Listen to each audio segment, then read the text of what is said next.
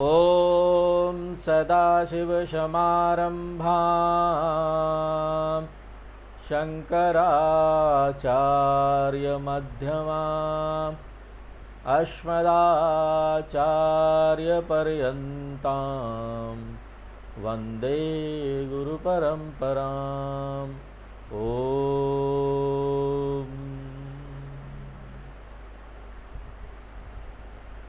ईश्वर दर्शन, भगवान का दर्शन, इसके लिए दो तरह की आंखें चाहिए। एक तो सामान्य आंख, लौकिक चक्षु या बाहर से जो मांस चक्षु है वो चाहिए, और दूसरा जो महत्वपूर्ण चीज चाहिए वो है तैयार मन, एक शुद्ध मन, एक परिपक्व मन, एक जानकार मन, एक धार्मिक मन। ये भी उतना ही महत्वपूर्ण है। ये दूसरा नहीं दिखने वाला अदृश्य चक्षु है, जिसको प्रतीकात्मक रूप से यहाँ पर हमारे शास्त्रों में तीसरी आंख के रूप में प्रस्तुत किया जाता है, और गीता के 11वें अध्याय में इसी को दिव्य चक्षु कहा गया है। इसलिए याद रखिए हमेशा, दिव्य चक्षु का क्या अर्थ है? रिफाइंड माइंड, तैयार मन, परिष्कृत मन। और ये कोई बाहर से वस्तु नहीं है, चीज नहीं है। जब ये लौकिक चक्षु जो मांस चक्षु है और दिव्य चक्षु दोनों जुड़ जाता है ना, तभी ईश्वर दर्शन संभव हो पाते हैं। अगर अकेले सिर्फ लौकिक चक्षु है, दिव्य चक्षु नहीं है, तो ईश्वर दर्शन नहीं हो सकता। हमने आपको एक उदाहरण दिया था कि राम जी तो उपलब्ध थे, सबरी के पास लौकिक चक्षु थी, रावण के पास भी ये चक्षु था। सबरी भी राम जी को देख सकती थी अपनी आंखों से, रावण भी राम जी को देख सकते थे। लेकिन आपको पता है ना इम्पैक्ट क्या हुआ? दोनों के सामने जब राम जी आए तो उनका प्रभाव क्या पड़ा? सबरी के लिए तो एक महान दिव्य दर्शन था, जो उसको रोमांच देते हैं, रोमांचकारी अनुभव था। लेकिन रावण के लिए उसको तो कुछ भी नहीं हुआ, यहां तक कि रावण का गुण भी नहीं बदला, चरित्र भी नहीं बदला। रावण के लिए राम जी का दर्शन दूसरी और दर्शन के जैसा ही था, जैसे कुंभकर्ण को देख रहा हो। कुंभकर्ण का दर्शन और राम जी का दर्शन उसके लिए सेम था। इसलिए अंतर किसमें है? अंतर क्या है जो यहां पर ना इस ईश्वर दर्शन में हमारे मन में यहां प्रभाव डालता है? यहां पर लौकिक चक्षु या ये जो मांस वाला चक्षु है, इसके साथ कोई प्रॉब्लम नहीं है, वो तो सब में एक ही है। अंतर सिर्फ ये है कि सबरी ने तपस्या की अपने आंतरिक चक्षु को जगाने के लिए, इसी को बोलते दिव्य चक्षु, जो कि रावण नहीं कर पाया था। अब आप इसी सिद्धांत को, ये जो सिद्धांत है ना, उसको लागू कर दीजिए भगवान का विश्वरूप दर्शन में। भगवान का जो विश्व रूप है उपलब्ध है सभी लोगों को, सभी समय में उपलब्ध है, लौकिक चक्षु के लिए उपलब्ध है। हम यहां पर लौकिक चक्षु से भगवान पूरा ब्रह्मांड देख रहे हैं ना, यहां पर ब्रह्मांड के रूप में भगवान है। भूपादो यस्य नाभिर्वियद सुर नीलश्चंद्र सूर्यो च नेत्रे। भगवान का पांव धरती है, सूर्य और चंद्र उनकी आंखें हैं, और आकाश उनकी नाभि है। तो लौकिक चक्षु तो काम कर रहा है, लेकिन ईश्वर दर्शन विश्व रूप के रूप में यहां उपलब्ध है उसको जिसने अपने मन को परिपक्व किया है, तैयारी की है। सब लोगों को यह विश्व रूप का ईश्वर दर्शन नहीं मिल पाता, उपलब्ध तो है लेकिन नहीं हो पाता। आंखें तो वही है, लेकिन सभी लोगों को इसका इंपैक्ट नहीं मिलता। ज्यादातर लोगों को ना वो कोई फील ही नहीं होता कि हाँ ईश्वर भी है ब्रह्मांड के रूप में। वो चारों तरफ अपना देखते नास्तिक है, उनको समझ में ही नहीं आता। उनको सिर्फ यहां पर पेड़ पौधे, फॉरेस्ट, इतना सुंदर प्रकृति, वही सब दिखाई देता है। हमको नहीं लगता कि यहाँ पर ईश्वर दर्शन हो रहा है, तो बाधा कहाँ पर है, दोष कहाँ पर है? दोष इन आंखों में नहीं है, वो तो है ही, तो बाधा कहाँ होगा? हमारे शास्त्रों में एक बोलते पारिशेष न्याय। पारिशेष न्याय ये है कि अगर एक चीज में अगर वहां बाधा नहीं है तो हमको समझ लेना चाहिए बाधा कहीं और है, इसको बोलते पारिशेष न्याय। अगर इस आंखों में कोई बाधा नहीं हमको दिखाई दे रही, फिर भी भगवान नहीं दिख रहे, तो हमको समझ जाना चाहिए ना दूसरा जो चक्षु है ना, ज्ञान का चक्षु है, जो मन का चक्षु है, उसकी तैयारी अभी नहीं हुई। और हमने आपको बताया कि ये जो परिष्कृत मन है, इसको कई तरीकों से परिभाषित किया जा सकता है। एक तो तरीका है कि काम क्रोध रहितम मन, या फिर आप बोल सकते हैं कि राग द्वेष रहितम मन, यस आप बोल सकते हैं कि अहंकार ममकार आदि रहित मन। इस तरह से एक परिष्कृत मन को आप परिभाषित कर सकते हैं। इसलिए भगवान कृष्ण यहां बोलते हैं, अर्जुन विश्व रूप दर्शन तो बहुत आसान चीज है। राम कृष्ण का अगर आपको दर्शन करना है ना, बड़ी तपस्या करनी पड़ती है, उनको आना पड़ेगा, आपको दर्शन देना पड़ेगा। लेकिन विश्व रूप का दर्शन उनको आने की भी जरूरत नहीं, हो तो हमारे आंखों के सामने खड़े हैं, कोई कठिनता नहीं है उसको देखने में। इसलिए भगवान बोलते हैं इहेकस्थम, 7वें श्लोक में, जो कि हम पिछले क्लास में देख रहे थे। इहेकस्थम यानी यहां मेरे शरीर में। अब भगवान का शरीर क्या है? भगवान का शरीर कोई कृष्ण भगवान वाला शरीर नहीं है। ये पूरा जो यूनिवर्स है, ये पूरा जो ब्रह्मांड है, ये जो पूरा आकाश है, आकाशम शरीरम ब्रह्म, तो मैं ना आकाश हूं। भगवान का शरीर आकाश है और मैं आपके सामने उपलब्ध हूं। पूरा जो ये सृष्टि है एकमात्र ये मेरा शरीर है। यह कस्थम कृष्णम जगत पश्य, आप तुम ये विश्व रूप का दर्शन करो जो तुम्हारे सामने ही है। किस तरह का विश्व रूप का दर्शन? सचराचरम, चरम और अचरम, जड़ और चेतन दोनों, हिलने वाला और नहीं हिलने वाला जो चीज है इस संसार में, सब, चल अचल सब,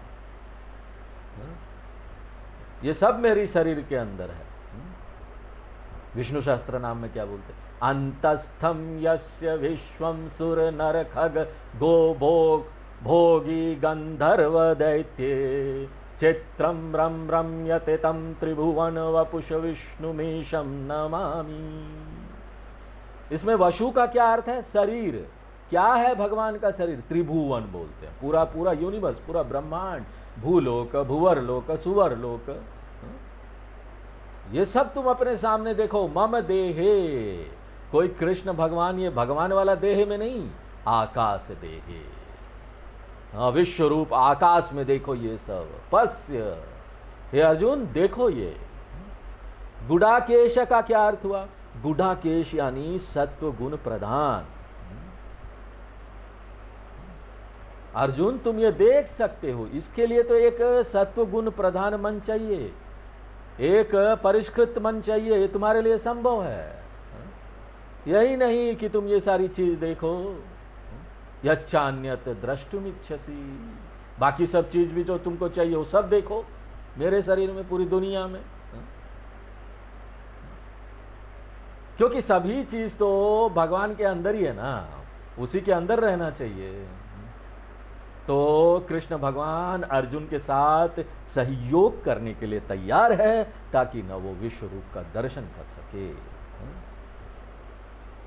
8वां श्लोक भी हम लोग पढ़ चुके थे। न तु माम शक्य से द्रष्टुम अनेनैव स्वचक्षुषा दिव्यम ददामि ते चक्षु पश्य मे योगमैश्वरम।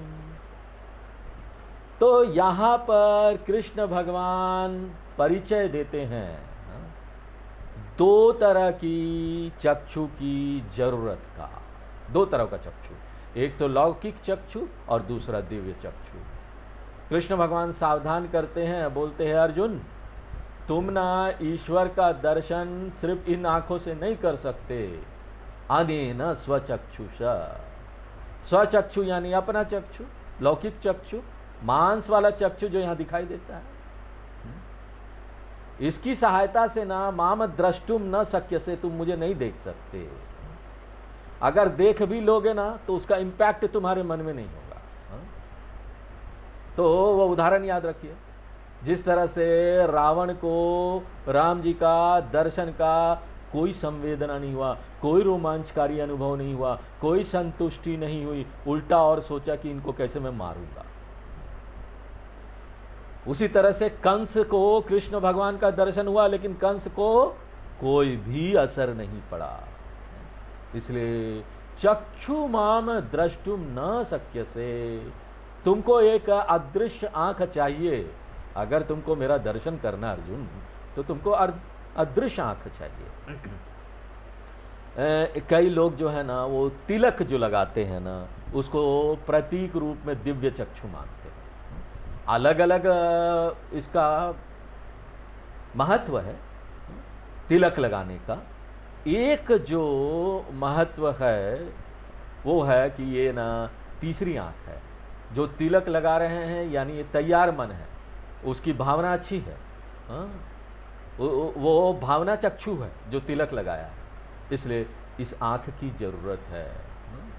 ये जो ऐसा ही है ना, जैसे ना कोई पर्यटक है कहीं घूमने गया, अपना कैमरा लेके जाता है, केदारनाथ, बद्रीनाथ, यहाँ पर काशी विश्वनाथ, किसी भी मंदिर में जाता कैमरा लेके, और वहाँ पर अलग अलग मूर्तियों का फोटो लेता है, उसको बड़ा अच्छा लग रहा है और बोलता है क्या कलाकृति है, इतना सुंदर मूर्ति कब बनाया गया होगा, एडी में, बीसी में।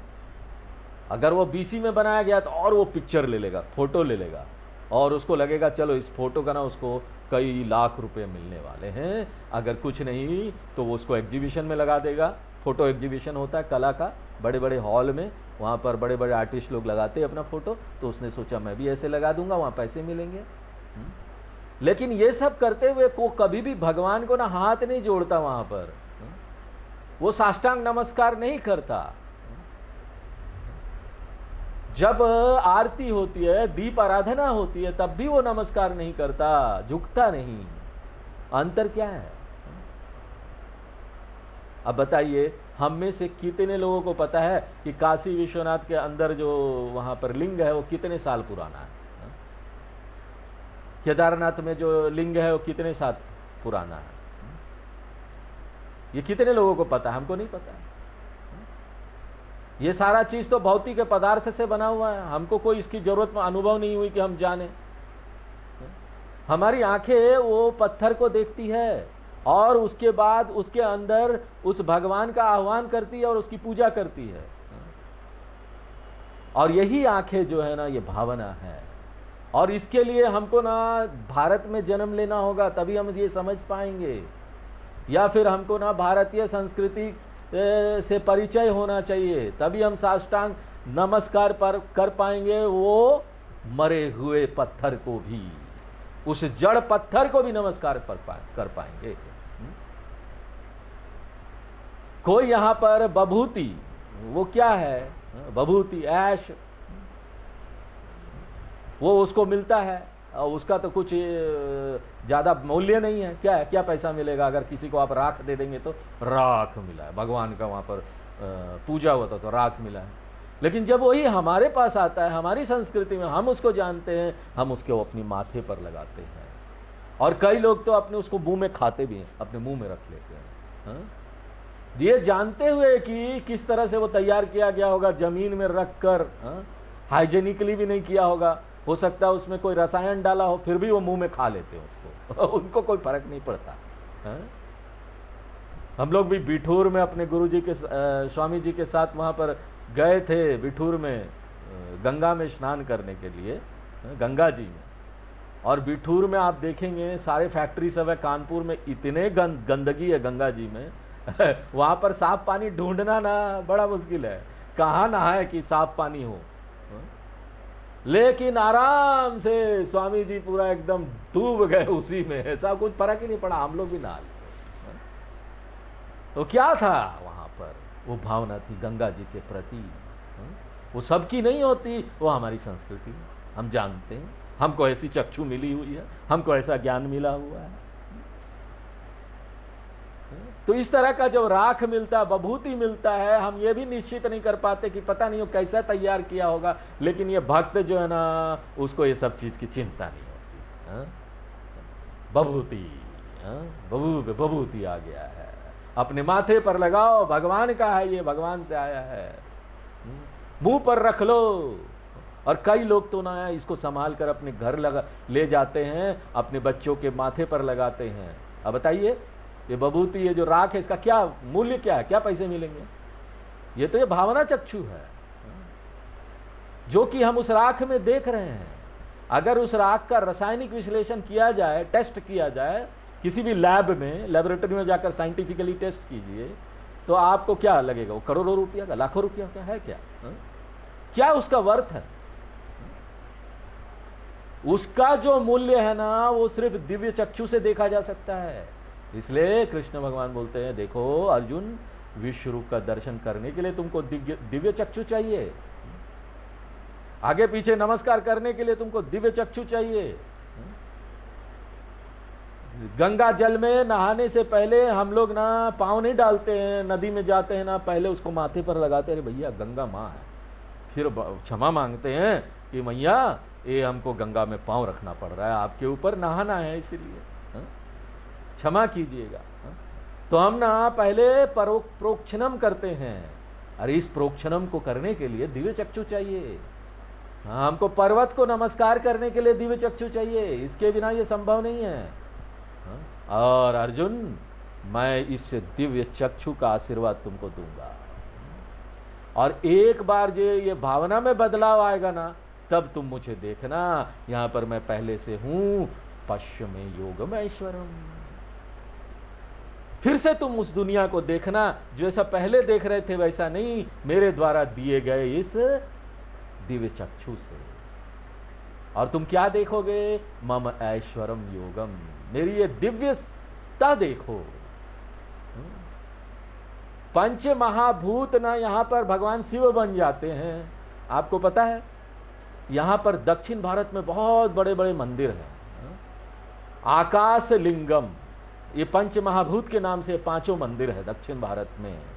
बेंगलोर से कुछ दूर पर है चिदम्बरम, आकाश लिंगम बोलते हैं, वहां बहुत बड़ी मंदिर है। और उसके बाद दूसरा है वायुलिंगम, श्री कालाहस्ती में, तिरुपति के पास है कालाहस्ती, बोलते वायुलिंगम है वो, भगवान शिव का मंदिर है। और उसके बाद अग्निलिंगम है तिरुवन्नमलई में, जहां पर रमन महर्षि जी ने तपस्या की, बहुत बड़ा शिव भगवान का मंदिर है।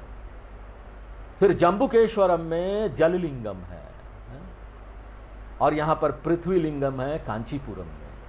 ये 5 मंदिर है जो शिव भगवान को समर्पित है और 5 महाभूत को समर्पित है। क्यों? शिव भगवान 5 महाभूत है। ये किस लिए है? क्योंकि ना शुरू शुरू में आप मंदिर में जाइए, देखिए भगवान को पंच महाभूत के रूप में, शुरू में आप वहां पर पूजा कीजिए, धीरे धीरे आपका मन बदलेगा, और इस मंदिर से ही आप बाहर आएंगे, और बाद में ना पूरे पंच महाभूत में आप ये दिव्यता देख सकेंगे। एक दिन आप सराहना कर पाएंगे कि यही पंच महाभूत तो उस मंदिर के अंदर है, तो यही पंच महाभूत तो भगवान शिव है। पूरा पंच महाभूत प्रपंच हमारे लिए दिव्य बन जाएगा, यही करते करते, यही तपस्या करते करते। सचमुच में ना हम भगवान से दूर हो ही नहीं सकते। यहां पर प्रश्न कहां है भगवान के नजदीक जाने का? हम भगवान के नजदीक कहां जाने का, देखो कहां यहां पर प्रश्न कहां? विश्व रूप का दर्शन के लिए, करने के लिए भगवान के नजदीक जाना यह अर्थहीन है, क्योंकि यहां पर कोई प्रश्न ही नहीं है भगवान से दूर जाने का। यहां पर तो सब कुछ राममयम जगत है। ईशावास्यमिदं सर्वम यत्किंच जगत्याम जगत, कृष्णमयम जगत है, शिवमयम जगत है, देवीमयम जगत है। अगर ये भगवान नहीं देखेंगे ना, तो आपको ना माया दिखाई देगा सब तरफ, और माया आपको बड़ा परेशान करेगी। मयम मयम मयम माया कर दो। इसलिए विश्व रूप इस दिव्य चक्षु से देखो, जिसका मैं तुमको आशीर्वाद दे रहा हूं।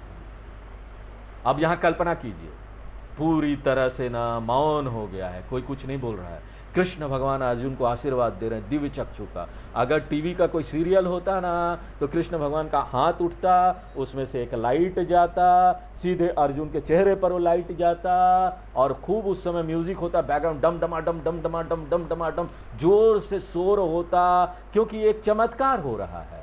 हाँ? और उसके बाद कैमरा चारों तरफ घूमता, अर्जुन के चारों तरफ, कृष्ण भगवान के चारों तरफ। हाँ? और ये सब चीजें अर्जुन के चेहरे पर, अर्जुन के चेहरे से पसीना टपक रहा है, ये सब चीज आप कल्पना कीजिए। सब कुछ साइलेंट हो गया है, कृष्ण भगवान कुछ नहीं बोल रहे हैं, वो अर्जुन को अपना हाथ उठाकर आशीर्वाद दे रहे हैं, अर्जुन कुछ नहीं बोल रहा है। क्यों? क्योंकि उसको दिव्य चक्षु प्राप्त हो रहा है, इसलिए पूरा साइलेंस हो गया है। ऐसे समय में गीता में जब सब कुछ साइलेंट हो जाता है ना, अर्जुन भी नहीं रहता, भगवान भी नहीं रहते, तो संजय को आना पड़ता है। संजय को बताना पड़ेगा ना क्या हो रहा है। अगर सब कुछ चुप हो, सब लोग चुप हो जाए तो कौन बताएगा कि वहाँ क्या हो रहा है।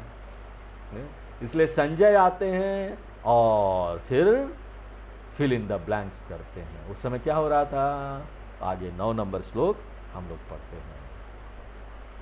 संजय उवाच संजय उवाच एवमुक्त्वा ततो राजन् एवमुक्त्वा ततो राजन् महायोगेश्वरो हरिः महायोगेश्वरो हरिः दर्शयामास पार्थाय दर्शयामास पार्थाय परमं रूपमैश्वरम्। परमं रूपमैश्वरम्। तो उस समय जब सब कुछ शांत हो गया, साइलेंट हो गया, हाँ, तो उस क्षण क्या हो रहा था, संजय उसका वर्णन करते हैं। संजय उवाचा, हे राजन। ये राजन किसको बोल रहे संजय? क्योंकि संजय धृतराष्ट्र को पूरा आंखों देखा हाल सुना रहे थे यहाँ पर, तो वो धृतराष्ट्र को संबोधित कर रहे हैं। ओ राजा धृतराष्ट्र, हरि ही एवं उक्त्वा, भगवान कृष्ण जो कि कोई और नहीं भगवान विष्णु हैं, हाँ, वो विश्व रूप ईश्वर हैं। ये जो विष्णु हैं, यहाँ पर इसके लिए क्या शब्द का उपयोग हो रहा है, हरि ही। कृष्ण भगवान के अलावा ये संकेत कर रहा है कि भगवान विष्णु के अलावा कोई और नहीं है। और यही नहीं, ये हरि ही शब्द है ना, बहुत महत्वपूर्ण शब्द है। हरिर हरति पापानि दुष्ट चित्तेर अभिस्मृताः अनिच्चयात समस्पृष्टः दहत एव ही पावकाः। हरि ही पापानि हरि, भगवान विष्णु को हरि बोला जाता है, जो संस्कृत का धातु ह्री से आया है। ह्री हरति, इसका अर्थ हुआ कि ना सोख लेना, सक कर लेना, एब्जॉर्ब कर लेना, हटा लेना। हा? ये सारा जो पाप है ना, एक भक्त के मन से वो हटा लेते हैं। हा? और ये पाप किसके कारण से? अशुद्धता के कारण से। हमारे सामने दिव्यता हमको दिखाई नहीं देता जब तक हम ये तिमिरांजन, तिमिर जो है ना, ज्ञानांजन शलाकया, राग द्वेष वाला जो तिमिर है ना, उसको भगवान विष्णु सोख लेते हैं, इसलिए उसको हरि ही बोला जा रहा है। किस तरह का विष्णु? वो महायोगेश्वर है, जिनके पास महान शक्तियां हैं शुद्ध कर देने की। सामान्यतः ये जो शुद्ध करने वाली, शुद्धिकरण वाली जो प्रक्रिया है ना, वो बड़ी लंबी प्रक्रिया है, बहुत साल लग जाते हैं उसमें एक साधक को। और यही नहीं, पुराने जन्म से भी उसको कई पुण्य होने चाहिए, आध्यात्मिक पुण्य, तभी जाकर ना वो इसमें सफल हो पाता है। कई सालों का कर्म योग करना पड़ता है, कई सालों का पंच महायज्ञ करना पड़ता है। अब हमको ये पता नहीं कि आप लोगों को पंच महायज्ञ याद है कि नहीं, याद रखे हैं कि नहीं। हा? पंच महायज्ञ, तो ये पंच महायज्ञ के लिए आपको तीसरे अध्याय में जाना पड़ेगा, कर्मयोग, वहाँ पर देख लीजिए, अभी हम इसका विस्तार नहीं बताएंगे। तो कई सालों का पंच महायज्ञ करना पड़ता है ताकि अपने मन को हम तैयार कर सके। भगवान कृष्ण यहाँ पर क्या है, एक चमत्कारी शक्ति वाले भगवान है, इसलिए उनको योगेश्वर, महायोगेश्वर बोला जा रहा है। जो बहुत सारा समय लगाकर हम कर सकते हैं ना, बहुत हमको मेहनत करके बहुत साधना करनी पड़ती है, भगवान कृष्ण उसको आसानी से दूर कर देते हैं। और जैसा कि हमने आपको पहले बताया, ये अस्थाई उपहार है जो भगवान अर्जुन को दे रहे हैं।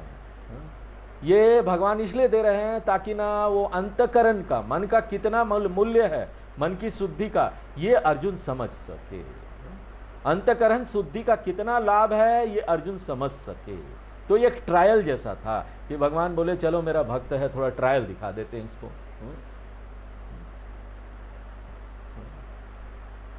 यहाँ पर होता ना, ट्रायल करते हैं कई लोग, कोई मशीन बेचने आते हैं, बोलते हैं आप रख लीजिए 1-2 दिन ट्रायल करके देखिए, अगर काम का नहीं होगा तो हम आपसे वापस ले लेंगे। इसी तरह से कृष्ण भगवान ना अस्थायी रूप से अर्जुन के मन को शुद्ध कर देते हैं ताकि ना वो ये विश्व रूप का लाभ देख सके कि क्या लाभ है इससे। इसलिए महायोगेश्वर हरि एवं मुक्तवा, अर्जुन को इस तरह से भगवान संबोधित करते हैं।